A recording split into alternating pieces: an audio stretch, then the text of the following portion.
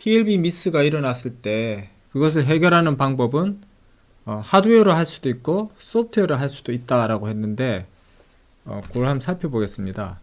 자, 하드웨어로 해결하는 경우 하드웨어 트래버스드 페이지 테이블이라고 여기 지금 적혀 있죠.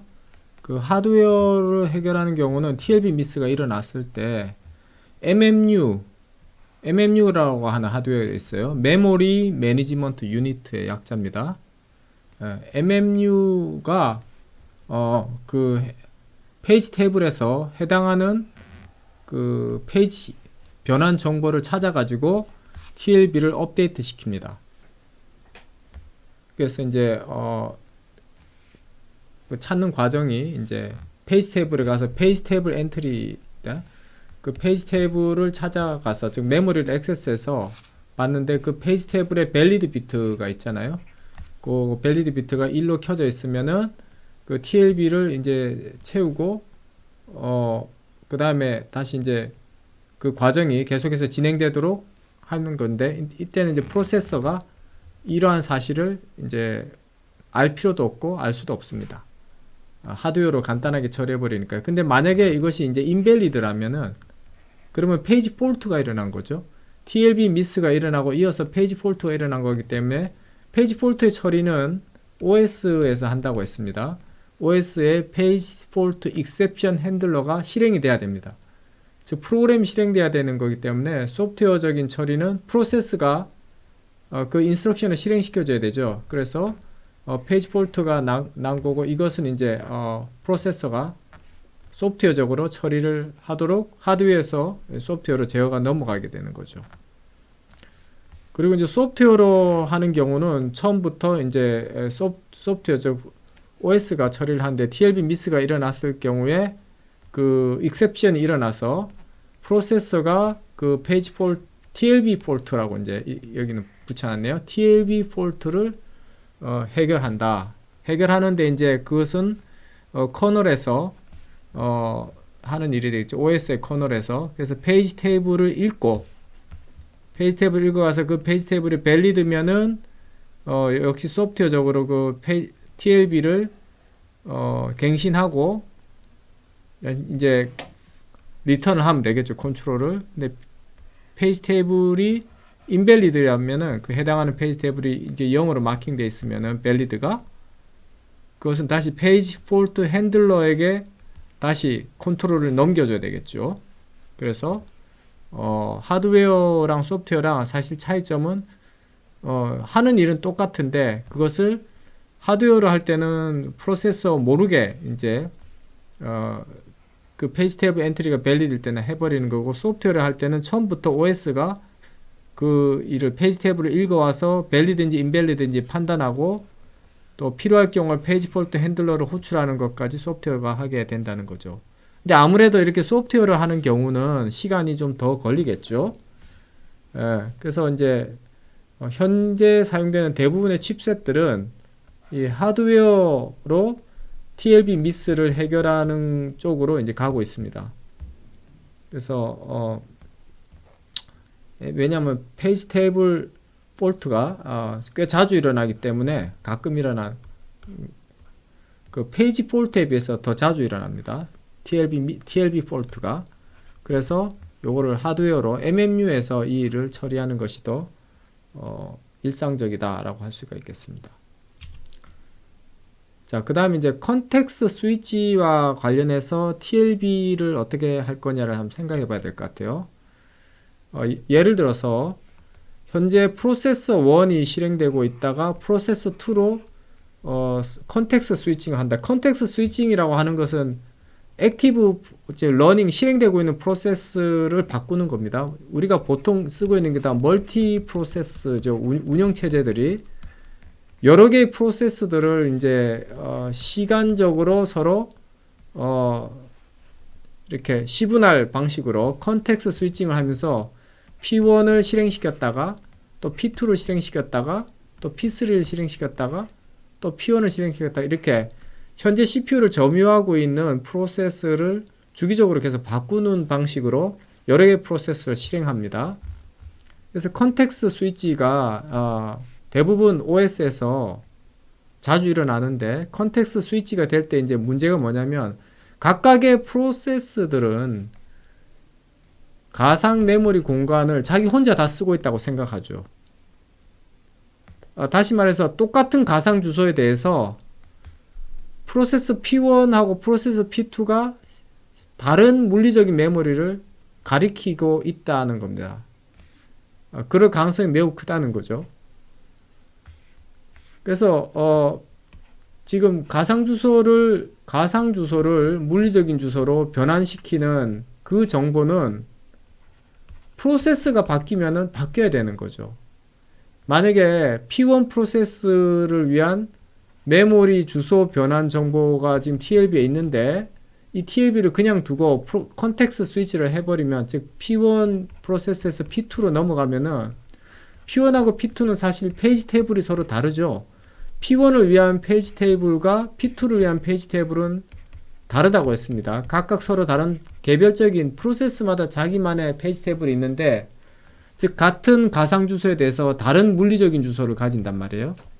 근데 그거를 주소 변환을 해주는 게 TLB인데, TLB는 그냥 두고 컨텍스트 스위치만 해버리면은 엉뚱한 데 매핑되죠. 그렇게 되면 프로텍션이 깨지죠. P1 프로세스가 프라이빗하게 쓰고 있는 물리적인 메모리를 P2 프로세스가 읽을 수가 있게도 된다는 거죠. 이 TLB를 그냥 두면. 그래서 이거를 해결해야 되는데, 해결하는 그쵸, 이제 TLB 엔트리즈 노 롱골이죠. 더 이상 밸리드 하지 않죠. 이거를 이제 강제로 인밸리데이트 시키는 방법이 있어요. 여기에 밸리드 비트를 다 0으로 꺼버리는 거죠. 그래서 모든 TLB의 모든 엔트리를 인밸리데이트 하는 방법이 있어요. 이건 아주 단순한 방법이지만 사실은 비싼 방법입니다. 왜 그러냐면은 자, 생각해 보세요. 컨텍스트 스위치가 금방 P1에서 P2로 넘어갔다가 좀 있다가 다시 P1으로 컨텍스트 스위치가 다시 돼버리면 어떻게 되겠어요? P1이 쓰던 그 정보들이 P2로 넘어가면서 P2 이 전부 다 인밸리데이트 되죠. 다 없어져 버리죠. 00000으로. 그래서 이제 P2가 얘를 다시 또 자기 걸로 한 2개 정도 뭐 겨우 고쳤다고 합시다. 많이는 안 돌아가고 한 2개 엔트리 정도만 새 걸로 채우고 나머지는 인밸리데이트 P1인데 P1 정보가 있는데 인밸리데이트 했어요. 그 상태에서 다시 P1으로 돌아가면 P1이 보기에는 자기 페이지 테이블 정보 다 없어져 버린 거죠. 다 인밸리데이트 되고 밸리드 한 것도 다 P2 거니까 다 못 써요. 그러니까 다시 또 페이지 테이블에서 한 개씩 페이지 폴트 TLB 미스를 계속 일으키면서 하나하나 또 채워가야 됩니다.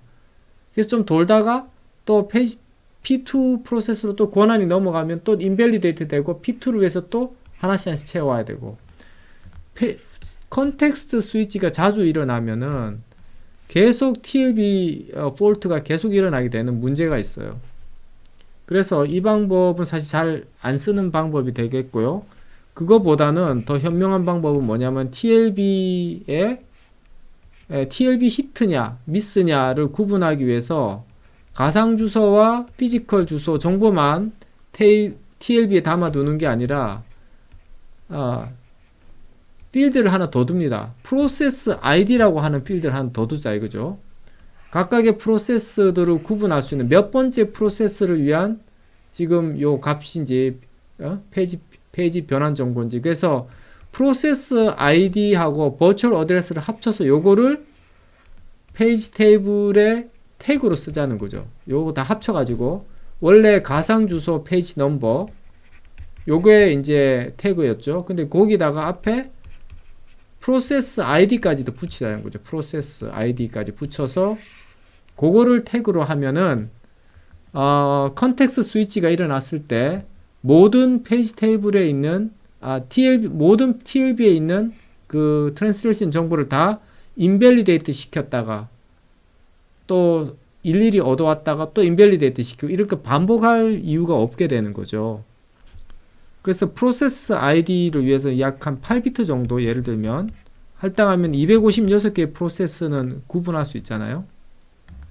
이런 방식으로 해가지고 TLB의 그 수정이 필요하다는 얘기입니다. 이렇게 해서 이제 컨텍스트 스위치에 따른 불필요한 오버헤드를 줄일 수가 있다는 얘기입니다. 그럼 이제 하드웨어 변경이 일어나야 되는 거죠. 여기에 TLB를 이제 바꾸게 되고, 그리고 이제 이런 경우에 이제 그 히트라고 하는 것은, TLB 히트라고 하는 것은 페이지 넘버만 히트된다고 히트가 아니라 프로세스 아이디까지도 같아야 히트다, 이런 말이 되겠습니다. 버추얼 메모리를 써서 사실은 그 가상의 메모리, 실제 메모리보다 더 큰 메모리를 가상 메모리를 쓴다 하는 것도 있지만 프로텍션을 구현하는데 용이하다라고 했죠. 예, 그 프로텍션이라고 하는 개념은 A 프로세스가 쓰는 그 메모리를 B 프로세스가 모르게 한다라는 것도 있지만, 또 권한 제어도 있어요. 그러니까 read, write 권한. 그러니까 A 프로세서에서는 이 어떤 특정 물리적인 주소를 읽고 쓰고를 다 할 수가 있고, A 프로세서는, B 프로세서는 읽기만 할 수 있다, read만 할 수 있다. 얘는 read, write를 다 하고, 이런 거를 이제 제어할 수가 있습니다. 페이지 테이블에 액세스 비트를 넣어 가지고요. 그러니까 프로세스 1을 위한 페이지 테이블에는 요 페이지 1은 read, write 가능하다. 그리고 얘는 read만 가능하다. 공유는 하지만 read만 가능하다. 또 뭐 이 페이지 2, 페이지 3에 대해서는 read, write 다 가능하다. 여기서도 read, write 다 가능하다. 이렇게 표시하면 얘는 read only이기 때문에 프로세스 2는 페이지 1을 수정은 할 수가 없게 되는 거죠. 얘는 수정도 할 수 있게 되는 거고. 그래서 이제 dirty reference valid 정보가 TLB 페이지 테이블에 들어가야 되고, 페이지 테이블에 있는 건 TLB에도 들어가죠. 그거 외에 이제 액세스 정보를 또 추가로 넣을 수가 있다, 이 말입니다. 그렇게 해서 이제 그 가상 메모리 공간, 그러니까 물리적인 메모리 공간을 공유할 수도 있고, 또 공유한 거에 대한 접근 권한도 따로따로 가질 수가 있다라는 거죠. 그래서 이제 공유가 더 쉬워지는 겁니다. 그리고 요거는 페이지 테이블을 2단으로 둠으로써 2레벨로 둠으로써 그 페이지 테이블 사이즈가 지나치게 커지는 거를 좀 막아보자는 겁니다. 자, 여기서 32비트 어드레스는 있는데, 자, 20비트는 페이지 테이블을 위한 피지컬 버추얼 페이지 넘버로 쓰고, 12비트는 페이지 옵셋으로 쓴다 그러면은, 자, 이거 그대로 적용하면요, 2의 20승, 즉 2의 20승이면은 100만 개의 페이지 테이블 엔트리가 필요합니다. 페이지 테이블에요. 100만 개. 그리고 그 한 개가 차지하는 사이즈가 여기가 어떻게 되죠? 버추얼 어드레스, 버추얼 페이지 넘버, 버추얼 페이지 넘버 여기 들어가겠죠? 그래서 가상 주소도 32비트라고 생각하면은 여기에 20비트가 들어가겠습니다.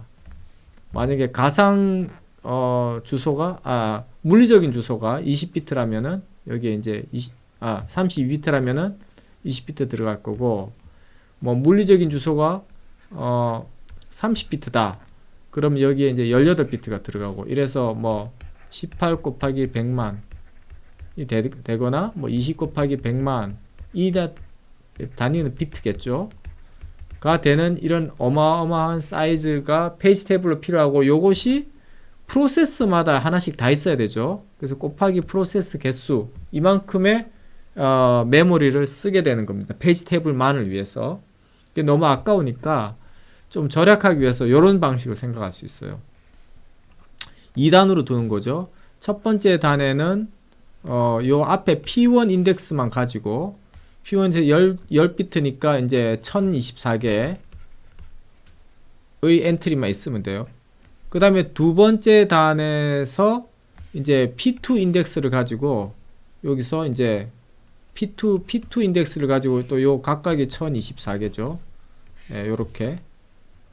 찾을 수가 있습니다. 이렇게 하면은 1024개가 1024개 있으면 물론 100만 개가 돼 버리는데, 이 중에서 실제 밸리드한, 그러니까 상당 부분은 물리적인 주소를 가지고 있지 않고 가상 주소만 가지고 있을 거 아니에요.